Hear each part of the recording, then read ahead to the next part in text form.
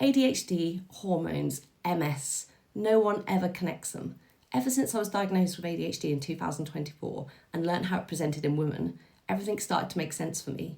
For me, ADHD is anxiety, constant overthinking. Even as a child, I remember worrying non-stop inside my own head. Gabor Mate talks about how chronic stress can deregulate your nervous system. So what if it does cause autoimmune diseases? Years of anxiety destroying my body. When I started my ADHD meds, the anxiety went away completely.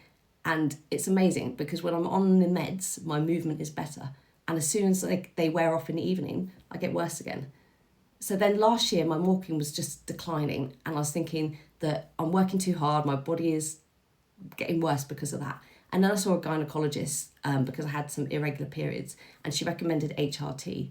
And as soon as I started the HRT, I felt great, but it didn't last. It was like a honeymoon period.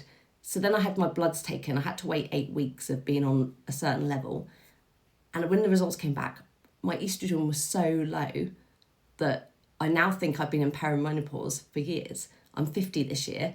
It was 40 when my walking went downhill. So what if the undiagnosed ADHD is anxiety, the nervous system being damaged by that, my hormones dropping when I got to 40, which is when my walking went downhill, is not all random. What if they're all connected?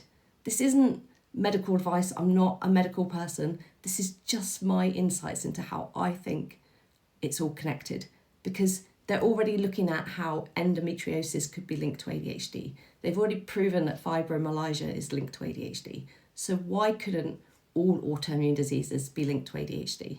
I'm really interested by this, and I'd love to hear your thoughts, because every person I've spoken to since I launched Purpl who has an autoimmune disease either has ADHD, thinks they have ADHD, or have children with ADHD.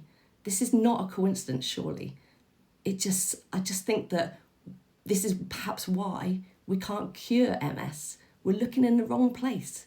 Maybe I'm wrong, time will tell, but it's a really interesting topic of conversation, and I'd love to hear your thoughts.